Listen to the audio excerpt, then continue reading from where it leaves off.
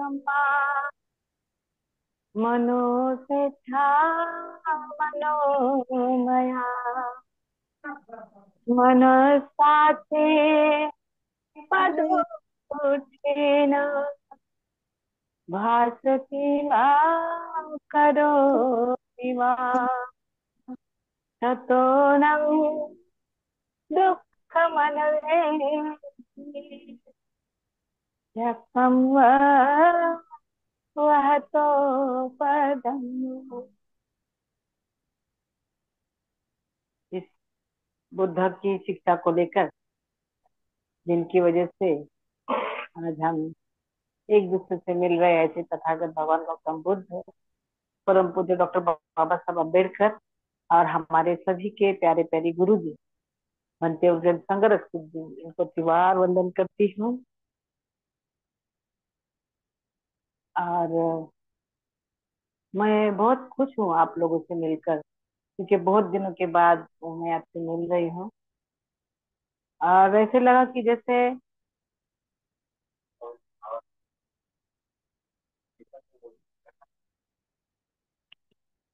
एक मिनट।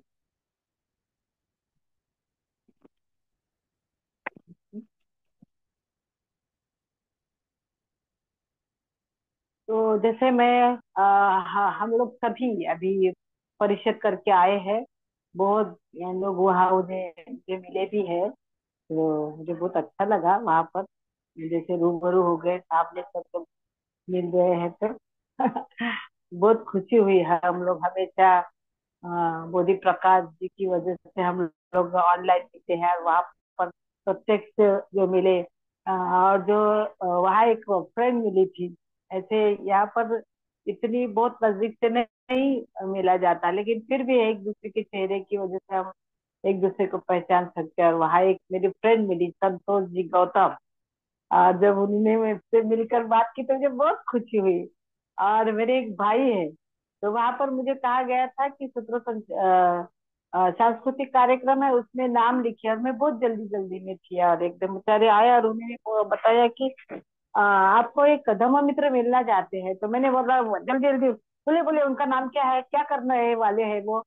तो बोले अरे भाई, उनका नंबर भी लो, वो आपसे मिलना चाहते हैं, उन्हें कुछ सांस्कृतिक कार्यक्रम में भाग नहीं लेना है। तो ये बातें मैंने सुनी तो मुझे बहुत बहुत खुशी हुई।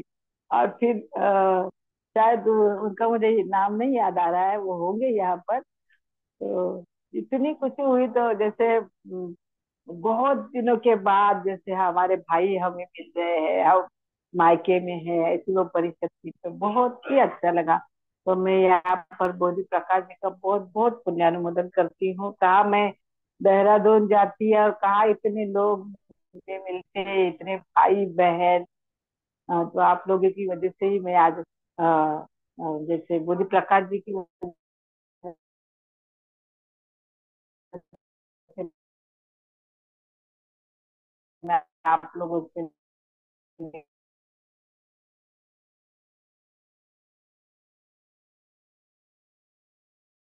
मिल रही हूँ।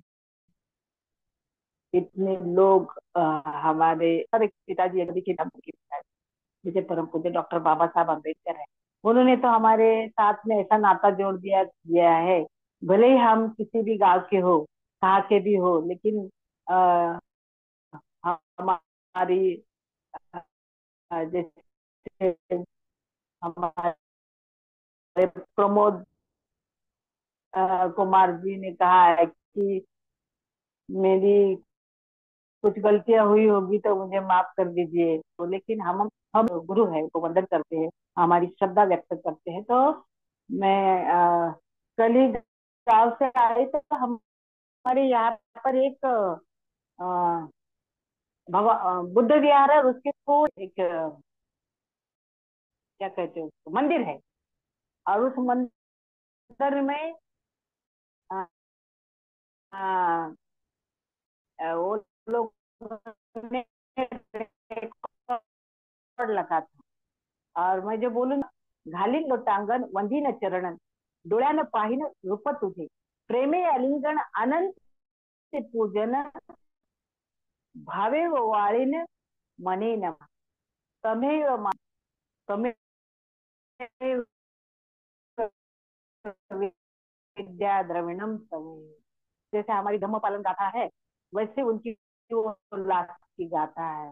तो वो लोग भी अपनी अपनी जैसी उनकी समझ है, उस समझ की वजह से अपने अपनी श्रद्धा प्रमोद कुमार ने भी अपनी श्रद्धा को व्यक्त किया। तो भाई साहब आपको बहुत बहुत शुभेच्छा।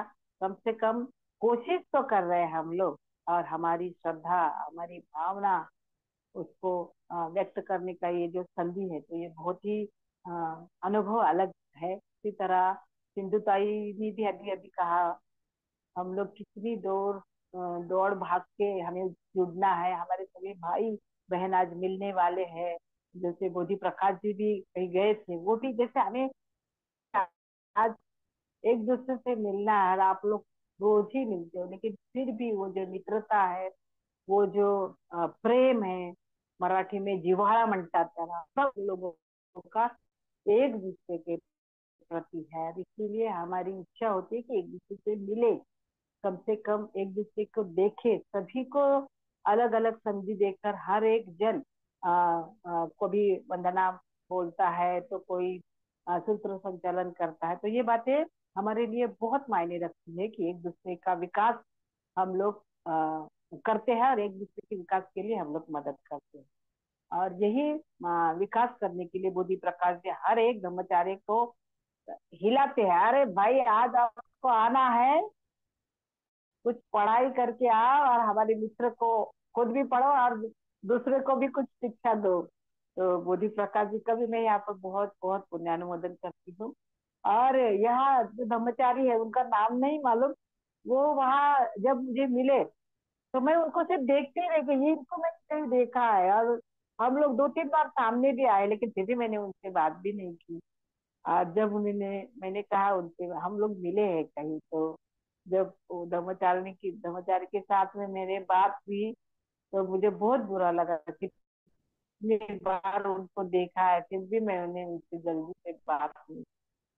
तो हमारे पापा एक है, और हमारी मम्मी भी एक है, परम पूज्य डॉक्टर बाबा साहब अम्बेडकर, उन्हीं के हम बेटे है, बेटियां है, और साथ में जुड़ने का प्रयास करते हैं। और उसी तरह हमारे साल उनके लिए हम लोग उनका पुण्यानुमोदन करने के लिए, ये साल हम लोग हर सेंटर पे उनके प्रति कृतज्ञता का भाव व्यक्त करने के लिए हम लोग जुड़ रहे हैं। और ये पूरा साल उनके प्रति हम लोग बिताते हैं। उनके प्रति जो मित्रता है, उनके प्रति उन्होंने हमारे हमारे लिए जो जो कुछ शिक्षा दी है, तो उनको हम बार बार याद करके और खुद को उस शिक्षा के ढांचे में डालने का हम लोग, उन्होंने हमें कुछ विरासत दी है। और मुझे लगा क्यों नहीं यही विरासत जो हम लोगों ने पढ़ी है, खुद भी समझ लियो, और प्रयत्न करूँ, उसको पढूं, और आप लोगों से उसके बारे में कुछ कहने का प्रयास कर। और आप सभी को मालूम है, भंते वर्गीय संघ रक्षित जी ने हमारे लिए जैसे बाबा साहब है, वैसे भंते वर्गीय संघ रक्षित जी भी है। और आप सभी को मालूम है, भगवान बुद्ध ने रचित जो आत्मा उन्होंने माना नहीं, और ना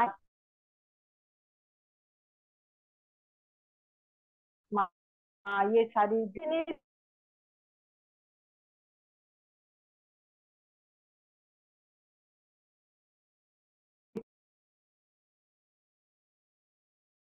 शिक्षाएं है हम लोगों को देने का उन्होंने प्रयास किया है। और भंते उर्गेन संघरक्षित जी ने जो अपने जो गुरु थे, उनके जो गुरु थे, उनसे जो कुछ भी शिक्षा पाई, शिष्य है, उनको देने का उन्होंने प्रयास किया है। जो विरासत है, वो जैसे वो उस विरासत को उन्होंने हमें भेज दिया है। तो जैसे भगवान बुद्ध हमारे गुरु है, उन्होंने भगवान बुद्ध की जो परंपरा है, जैसे आध्यात्मिक रूप से उन्होंने प्रयास किया है कि जो कुछ भी शिक्षा है, मैं अपने लोगों को बताऊं, जिस तरह मुझे दुख का कारण खोजने में, और ये सारा समाज, ये सारी पृथ्वी पर जो दुख है, उसके लिए उनको सभी को दुख से बाहर निकालूं, इसके लिए उन्होंने प्रयास किया है। वैसे ही प्रयास हमारे गुरु बनते उर्गे संरक्षित जी ने बहुत सारी पढ़ाई कर कर और बहुत सारी बातें बताकर, जो जो बातें उनको उनके गुरु से मिली है, उसको उन्होंने उस पालन करके, और वो शिक्षा जो है अपने अंदर समा कर, गुरु और शिक्षक का नाता जो है उन्होंने एकदम सा पक्का कर दिया है, दृढ़ बनाया है, और वो दृढ़ करने का प्रयास कर रहे हैं।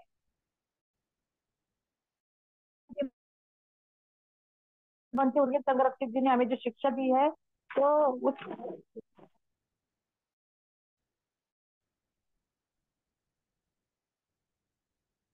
उन्होंने जो हमें शिक्षा दी है, उस शिक्षा के माध्यम से उन्होंने हमें बताया है कि जो कुछ भी विरासत है मैं आप लोगों को दे रहा हूँ, प्रामाणिकता से, बहुत ही लगन से अ, अ, उन्होंने दी हुई, ये हमें प्रयास करना है। तो बनते जाता है कि जो विरासत होती है, तो वो भौतिक विरासत होती है। तो जो विरासत, जैसे हम हमारे बच्चों के लिए प्रॉपर्टी जमा करते हैं, कुछ महिलाएं अपनी लड़कियों की शादी होनी है, या तो लड़की की शादी होनी है, उसके लिए कुछ सोने चांदी पहले से ही बना के रखती है, और फिर बाद में उस प्रॉपर्टी के लिए बहुत सारे झगड़े भी होते हैं।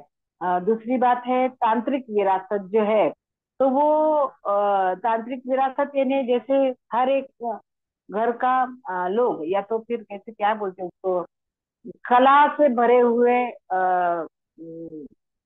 जो, जैसे मेरा लड़का है, मुझे गायन या संगीत अच्छा लगता है, तो मेरे लड़के में वो गुण आ गए हैं, जैसे मैंने उनको उसको ये विरासत दी है। तो ये जो विरासत है, ये हमसे कोई छीन नहीं सकता, और ये पीढ़ी दर पीढ़ी हम लोग एक दूसरे को ये विरासत दे सकते। हमें मृत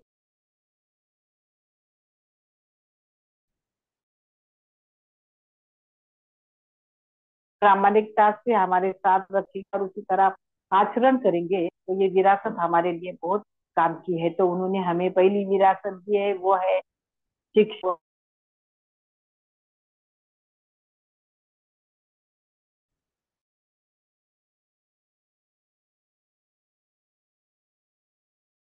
जब तो भी प्रेरणा और एक किस तरह से देखना है, तो शुरू में जब तथागत भगवान गौतम बुद्ध के 3 महीने के बाद ऐसे कहा जाता है कि जो पहली संगीति हुई थी, तो उस संगीति में बनते आनंद जो है,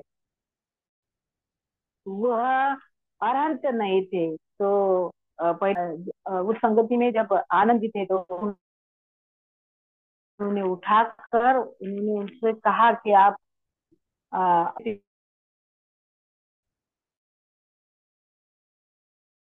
संगीति जो ऐसे कहा जाता है 3 महीने तक चली थी, तो पंते आनंद ने 8 ही दिन में अरहंत पद को प्राप्त किया था। तो ये जो मित्रता है, ये जो कल्याण मित्रता है, तो कहा जाता है ना, 2.5 अक्षर प्यार के पढ़े सो पंडित हुए।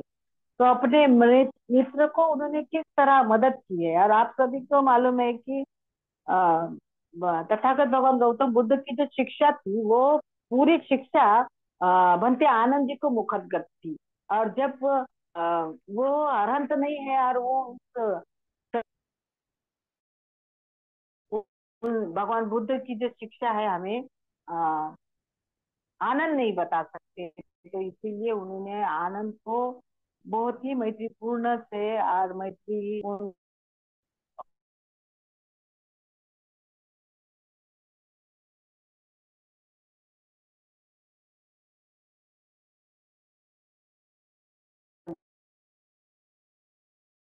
गिरता है ना, तो उसकी जीवन शैली कहा जाता है कि वो बदल ही जाती है। जिस तरह हम लोग भी श्री रत्न के सानिध्य में आए हैं, तो हर हमारी जीवन शैली को हम लोग दुय्यम रखते हैं और प्रथम स्थान हमारा चरण गमन है।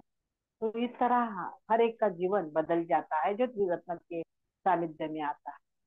और हमारी जो प्रतिज्ञाबद्धता है, उसके साथ साथ हम जो शरण गमन कर रहे हैं, उसके लिए हमें जरूरत है मैत्री। और ये मैत्री से ही हमारे मन में श्रद्धा भाव उत्पन्न होता है, और उसी के मायने हमारी मित्रता बढ़ती है और कल्याण मित्रता भी बढ़ती है। और ये जो मित्र, जैसे हम लोग अभी धम्म मित्र है, तो एक सर्वसाधारण व्यक्ति धम्म मित्र बनता है, ये कोई सादी बात नहीं है, ये बहुत बड़ी बात है। एक साधारण व्यक्ति जिसका कोई मतलब कुछ भी उसे लवलेस नहीं है, और वो एक साधारण व्यक्ति रत्न के प्रति जब खुद को समर्पित करता है तो वो ब्रह्मचारी बनता है, तो ये भी मामूली बात नहीं है। तो ये आसान बात नहीं है। तो हमारा खुद का विकास करना, ये हमारा ध्येय होना चाहिए, और यही ध्येय हमें स्वतापन्न अवस्था की ओर लेके जाता है। व्यक्ति बनने पर हम हमारे घर में आध्यात्मिक जीवन जब जीते हैं, तो सामाजिक हम वहां पर नहीं रहते। हम खुद को बहुत ही अच्छी तरह से, जैसे क्या सच है और क्या गलत है, और जो सच है उसके साथ में रहने का हम लोग बहुत ही अच्छी तरह प्रयास करते हैं। और ये शरण गमन जब हम करते हैं, तो हमारे व्यवहार में भी वो शरण गमन के भाव जो है वो झलकते हैं, और मैत्रीपूर्ण हम खुद होते हैं। और उसी तरह भगवान गौतम बुद्ध ने जैसे अपनी मैत्री के वलय से, जैसे शुरू में ही 60 शिष्यों को भगवान बुद्ध ने तैयार किया था, और भगवान बुद्ध ने धर्म का प्रचार और प्रसार करने के लिए वो 60 शिष्यों को अलग अलग जगह पर भेजा था। हमारे आध्यात्मिक जीवन का प्रभाव एक दूसरे पर जब पड़ता है, तो अ, हम जो आचरण कर रहे हैं, हम जो ये शिक्षा पा रहे हैं, हम लोग जो ये प्रेरणा दे रहे हैं खुद को और दूसरों को, तो ये बहुत ही बड़ी चीज है। तो शिक्षा का मतलब सिर्फ पढ़ना नहीं है, तो पढ़ने के साथ साथ हमें श्रुतमय प्रज्ञा का विकास भी हम हमें करना है। और ये शिक्षा के माध्यम से ही हम सभी का जो एक दूसरे के प्रति जो नाता है और ये आध्यात्मिक जीवन है, वो एक दूसरे के साथ में हम बहुत ही अच्छी तरह बिता सकते हैं। और इसी के माध्यम से हमारी आध्यात्मिक जो समझ है, वो भी बहुत ही अच्छी तरह बढ़ सकती है। और इसीलिए जो शिष्य है, उस शिष्य में कुछ गुण होने अ, जरूरी है। तो शिष्य में जो गुण है, तो वो है विनम्रता, दूसरी जो है भक्ति, और तीसरा जो है वो जोश है, और चौथा है जो खुद के विचारों के साथ में उसे पक्का रहना है। ऐसे 4 गुणों से अगर शिष्य रहते हैं, तो जो भगवान बुद्ध का धम्म है और बाबा साहब ने दिया हुआ हमें जो धम्म है, उसे बहुत ही अच्छी तरह से हम एक दूसरे के साथ में बांट कर धम्म का प्रचार और प्रसार हम बहुत ही अच्छी तरह कर सकते हैं। तो ये जो शिक्षा जो है, तो अलग माध्यम से बनते ने, अलग अलग पुस्तक के माध्यम से भगवान बुद्ध का जो धम्म है, परम पूज्य डॉक्टर बाबा साहब के बाद उन्होंने जो धम्म है किस तरह हम सभी के हृदय में रहे, इसलिए उन्होंने बहुत ही अच्छी तरह जो शिक्षा है वो देने का उन्होंने प्रयास किया है। दूसरी बात है जो आचरण। तो जो आचरण है, तो व्यक्तिगत आचरण है और सामुदायिक आचरण है। तो व्यक्तिगत आचरण में हमें जागृति का सराव करने की बहुत जरूरत है, और हमारी प्रज्ञा का विकास भी करना बहुत ही जरूरी है। और उसी के माध्यम से हम बहुत ही अच्छी तरह से शील पालन भी कर सकते हैं। तो हमें हम जब आचरण करते हैं, तो हमें खुद की ओर देखना चाहिए कि मेरा जो आचरण है, या तो मैं खुद हूँ, या मैं गुटों में बटी हूँ, या समूह के प्रभाव में मैं काम कर रही हूँ। तो ये देखने का भी आ, आ, खुद को प्रयास करना चाहिए। और रूप नित्य रूप से अ, हमें जब आचरण ये शिक्षा की ओर देख रहे हैं तो नित्य रूप से हमें सत्य की खोज करनी चाहिए। और हमारा जो आदर्श है और अ, और हमारा जो जीवन है वो अर्थपूर्ण कैसा बने इसकी भी खोज हमें करनी चाहिए। और यही खोज करते करते हमें खुद की तरफ भी देखने की बहुत जरूरत है कि मेरा स्वभाव कैसा है, मैं कौन हूँ, मैं ऐसे क्यों हूँ, मेरे विचार ऐसे कुछ क्यों है, या तो मेरा व्यवहार ऐसा क्यों है। तो ऐसा अंतर्मुख होने की, खुद को खोजने की जरूरत है। और आप सभी को मालूम है भगवान बुद्ध ने खुद को ही अपने आप की खोज की है, खुद को जाना है। और उसी तरह हमें भी खुद खोज करनी चाहिए। ये आचरण जो है वो ये जैसे शादी शुदी यानी चीज नहीं है, वो बहुत बड़ी बात है। और ये तिब्बत बौद्ध महासंघ के लोगों को इसी तरह देखा जाता है कि वो आचरणशील लोग। और अगर हम ऐसे जैसे आचरण का जो प्रभाव हम पर पड़ रहा है और हमारा ही प्रभाव दूसरे को जब पड़ता है तो सही में इस दूसरे लोग भी समर्पित भाव से जीव रत्न के प्रति वो भी कटिबद्धता या कटिबद्ध होना चाहते हैं। और नित्य रूप से अपने आप को प्रशिक्षित करना भी वो चाहते हैं। उसी तरह हमें खुद को भी प्रशिक्षित करने की जरूरत है, तभी हम नया समाज और प्रबुद्ध भारत भर के कहते हैं निर्माण कर सकते हैं। और यही हमारे जो विचार है उस विचारों में जो अगर निगेटिविटी है तो उन्हें भी, जो कुछ भी अकुशल विचार मेरे साथ में अगर आ रहे हैं या मेरे मन में आ रहे हैं तो उन्हें भी टालने टालने का प्रयास मुझे करना चाहिए। जो मैं देख रही हूँ, जो मैं सुन रही हूँ, तो वही देखना है, वही सुनना है। और उसके बावजूद मेरे मन को मैं उन अकुशल भावनाओं को कैसे टाल कर उसका उच्छेदन करके अपने आप को मैं किस तरह शुद्ध करने करूं और किस तरह शुद्ध करने का प्रयास कर रहे हैं। ये भी अगर आचरण की शिक्षा को हम अगर देख रहे हैं तो ये भी प्रयास करने की हमें जरूरत है। और सकारात्मकता का जो विकास है वो भी मुझ में होना बहुत ही जरूरी है। और आचरण करते करते उसके साथ साथ ध्यान का जो सराव है ये भी मुझे करना चाहिए। और यही सराव बार बार बोधि प्रकाश जी हम लोगों से करवा रहे हैं।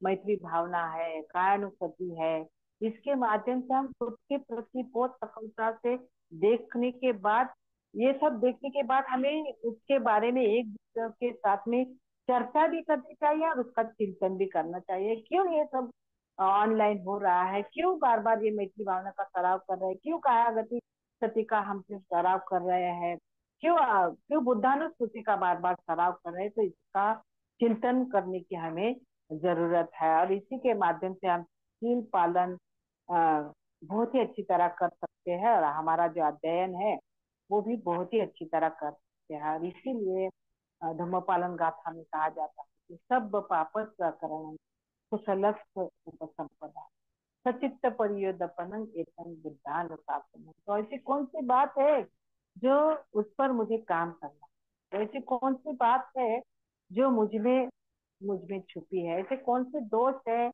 जो मुझ में है और उसे उन्हें मुझे निकालना है। बार बार मैं इस तराव के लिए जूझती हूँ तो क्या मेरी एकाग्रता बढ़ी है, क्या मेरा उत्साह बढ़ा है, या जो सम्यक व्यायाम है उस उन्हें मैं बहुत ही गहराई से देखने का प्रयास कर रही हूँ। तो अगर ये सब हम कर रहे हैं तो सही में भंते उर्जिन संगरक्षित जी ने जो विरासत दी है उस माध्यम से मैं खुद के प्रति बहुत जागरूक होने का प्रयास कर रही हूँ। अगर कर रही हूँ तो बहुत ही अच्छी बात है।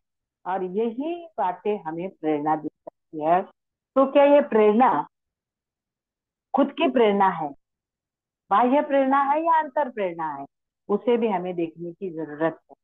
बाह्य प्रेरणा है तो वो हम एक दूसरे को देते हैं। और ऐसे कहा जाता है जो बाह्य प्रेरणा है वो थोड़ी देर के लिए रहती है, लेकिन अंतर प्रेरणा है वो बहुत ही बड़ा काम करती है। तो जैसे जैसे बाह्य प्रेरणा, आ, एक दूसरे के साथ दूसरे को देखकर हमारा मन करता है कि मैं ये करूँ वो करूँ, लेकिन वो थोड़ी देर के लिए या थोड़ी दिन के लिए वो बाह्य प्रेरणा रहती है। लेकिन अंतर प्रेरणा अंदर से कुछ बातें आती है, जिस तरह जब भी मुझे प्रवचन के लिए कहीं बुलाया जाता है, या फिर दिवाली का जो शिविर रहता है वहां पे बुलाया जाता है, और तब मैं किसी को बोलती हूँ कि मुझे वो जाने का रूट है, तो मुझे टिकट निकालना है, या तो फिर मैं कैसे जा सकती हूँ, ऐसा किसी से पूछती हूँ। तो मुझे कुछ लोग बोलते हैं, आप क्यों तैयार हो जाती है झट से, आप क्यों नहीं बोल देती कि मैं नहीं आऊंगी। तो आप ना बोलोगी तो आपकी जैसे सामने वाले को लगेगा हाँ वाला बहुत बिजी है, तो ना बोला करो आप। तो मुझे ऐसा लगता है क्यों ना बोलो, और जब मुझे टाइम है तो क्यों नहीं मैं ये सब करूँ। और थोड़े से ही वक्त में एक दूसरे के साथ में, बहुत बड़ा प्रवचन से ज्यादा मुझे लगता है मित्रता की हमें बहुत ही जरूरत है, तो मैं ये क्यों नहीं करूँ। तो ये मेरा अंतर प्रेरणा है, मुझे मुझ में काम कर। अभी परिषद में हम लोग गए थे, तो मैं खुद पे बहुत अच्छी तरह काम कर सकती हूँ, क्योंकि अगर औरंगाबाद में जो परिषद हुई थी वहां पर मुझे एक रोल दिया था। तो तो मैंने खुद इस शिविर में, मेरा कहीं भी नाम नहीं था, फिर भी उन लोगों को लगा कि ये काम उत्पला अच्छा कर सकती है, क्यों नहीं हम उत्पला को ये जवाबदारी दी। तो फिर जब उन्होंने मुझे बताया कि तुम्हें ये करना है, तो मैंने कहा मेरा, आप लोगों ने जो पैम्पलेट छापा है वहां पर मेरा कहीं नाम नहीं, तो जिन लोगों का नाम है आप वो चीज उन्हीं को ही दो। तो ये मेरे लिए बहुत बड़ा, मेरे ऊपर काम करने का जो भाव है मेरा, तो मुझे लगता है ये बहुत कठिन है, और मैंने वो काम कर दिया है। तभी भी उन्होंने कहा कि जो जो काम आप करने का जो प्रयास करती हो, और जवाबदारी कोई लेने के लिए तैयार नहीं है उत्पला, क्योंकि वहां पर वक्त दिया जाता है, टाइम दिया जाता है, तो वो कोई लेता नहीं, और आप ये कर सकते हो। तो वहां जाने के बाद तुरंत ही वो जवाबदारी मुझे मुझे दी गई। तो ये बात भी मेरे लिए बहुत मतलब प्रेरणादायी है। उसी तरह जब मेरे मिस्टर कोरोना के टाइम में ऐसे लग रहा था कि वो आ ही नहीं सकते, इतना उनकी तबीयत भी बहुत जैसे वो दुबले पतले हैं, और ऐसे लग रहा था कि वो कोरोना उनको खा ही जाएगा। लेकिन और उस टाइम में मैं ना ध्यान कर रही थी, ना कोई प्रवचन दे रही थी, ना कोई प्रवचन सुन रही थी, लेकिन अ, अंतर अंतर से आया, अंदर से आया मेरे, कि हम लोग इतने दिनों से सीख रहे हैं अनित्य है, अनात्मा है, दूसरों को बताने के लिए सीख रहे हैं क्या, बहुत बड़ी बड़ी बातें। तो ऐसे करने से क्या होगा। तो अंदर की जो प्रेरणा है, जो जैसे मैं बता रही हूँ, जो अंतर प्रेरणा है हमें बहुत ही मैंने हमारे ऊपर काम करती है। तो ये अंतर प्रेरणा की वजह से ही हम लोग दूसरों को भी प्रेरणा दे सकते हैं, और खुद को प्रेरणा दे सकते हैं। और मुझे बहुत कभी कभी जैसे प्राउड फील होता है, एक ब्रह्मचारी थे और उन्होंने था, और वहां मैं खाना खा रही थी, तभी मैंने उस भाई को कहा कि अ, क्या? किस तरह फोन आया था एक, सॉरी। तो किस तरह काम करना है, और किस तरह बुद्धानुस्मृति उन्हें लेनी थी। तो उनको मैंने वो सब लिख के दिया, और उनको कहा कि ये आप कर सकते हो। तो ये मेरे अंदर से प्रेरणा आती है, तो मैं खुद को प्रेरित तो करती ही हूँ, और दूसरों को प्रेरणा देने का काम करती हूँ। तो धर्मचारी थे, तो उन्हें बहुत खुशी हुई। तो ये अंतर प्रेरणा और बाह्य प्रेरणा जो है, तो वो बहुत ही काम करती है। और इसी प्रेरणा को लेकर बनते ने हमें ये जो सारी विरासत दी है, तो खुद को तो प्रेरित करो ही करो, और दूसरों को भी प्रेरित करने का आप हम लोग प्रयास कर सकते हैं। और इसीलिए कहा जाता है कि ये जो शिक्षा है विरासत में बनते ने हमें दी है, ये जो आचरण की जो बातें हैं, शील पालन की बातें हैं, ये हमें सही में बहुत ही प्रेरणा दे सकती है, और यही प्रेरणा को लेकर, ये प्रेरणा हमें कौन दे सकता है? तो आप लोग देख सकते हो, अगर आप लोग को इसका चिंतन कर रहे हो, तो अभी अभी मुझे याद आया कि आप लोगों को ये प्रेरणा देने का काम मोदी प्रकाश जी कर रहे हैं। हर एक को बोल रहे हैं कि आप कर सकते हो, आप वंदना ले सकते हो, आप सूत्र संचलन अच्छा कर सकते हो, आप प्रवचन अच्छा दे सकते हो, आप धम्मपद की गाथा से शुरुआत कर रहे हो, या तो उनकी प्रेरणा की वजह से आप लोगों को लगता है क्यों ना मैं ऐसे ही सूत्र संचलन करूं, तो एक गाथा क्यों ना मैं पढूं। हर एक व्यक्ति गाथा जो है पढ़ रहा है, वो उतार चढ़ाव होता है, लेकिन उसका तो जो प्रयत्न है वो बहुत ही बड़ा है। तो ये प्रेरणा बोधि प्रकाश जी मित्र को ही देते हैं ही, और हम धर्माचार्य को भी देते हैं, और उसी प्रेरणा के माध्यम से हमारी खोज खोज शुरू होती है। क्या दे मित्रों को, क्या ऐसी चीज हो, क्या ऐसी पढ़ाई हो कि उनको हम साझा करें, उनको दे। नहीं पता किसके प्रवचन के माध्यम से किसका मन में, किसके मन में परिवर्तन हो सकता। और यही जवाबदारी देकर भंते उर्गेन संगरक सिद्धि ने हमें कहा है कि जो कुछ भी मैंने शिक्षा दी है, जो कुछ भी उनके अलग अलग बुक उन्होंने लिखे, अलग अलग पुस्तक उन्होंने लिखे, और उसी के माध्यम से अलग अलग अभ्यास जो है, बुद्धयान है और अलग अलग बनते के बुक है, वो उन बुक को पढ़ने के बाद, अलग अलग धर्माचार्यों के माध्यम से शिविर करने के बाद, शिविर में अभ्यास करने के बाद, हम खुद की जवाबदारी बहुत ही अच्छी तरह से ले सकते हैं। तो ये बहुत बड़ी बात है, और खुद तो हमें अभी खुद की ओर देखने की जरूरत है कि क्या ये जो जवाबदारी है ना, उन्होंने मुझे दी है, तो मुझे मेरी वाचा किस तरह की है? लोग मेरी तरफ देख रहे हैं, मैं धम्ममित्र हूँ, लोग मेरी तरफ देख रहे हैं कि मैं धर्मचारिणी हूँ, तो मुझे वाचा का प्रयोग किस तरह किया जा करना है। और ये जो उन्होंने दिया हुआ जो अभ्यास है, पुस्तक के माध्यम से उन्होंने दी हुई हमारे हमारे लिए जो विरासत है, इस विरासत को हम अभ्यास करके, अध्ययन करके, चिंतन करके, मनन करके ये धम्म का प्रचार और प्रसार प्रसार जो है, हम अगर अपनी तरीके से कर सकते हैं, तो ये विरासत बनते ने दी है, उसको हम बहुत ही क्या बोलते हैं, द्विगुणित कर सकते हैं। और यही विरासत को लेके हम खुद को तो मदद करते ही है, तो औरों को भी हम बहुत ही अच्छी तरह मदद कर सकते हैं।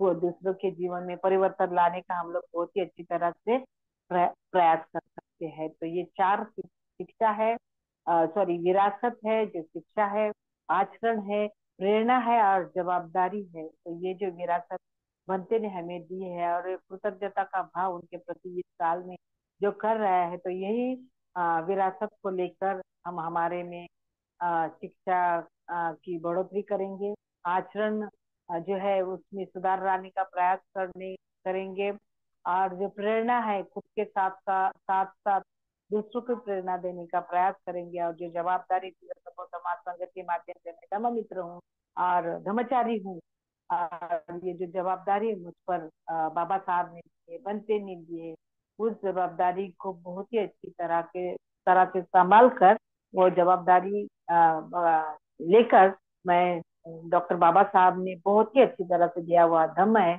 उसका प्रचार और प्रसार करूँ। और इसीलिए कवि कहता है, हाँ लेके तुझे मैं ऐसे चलूं,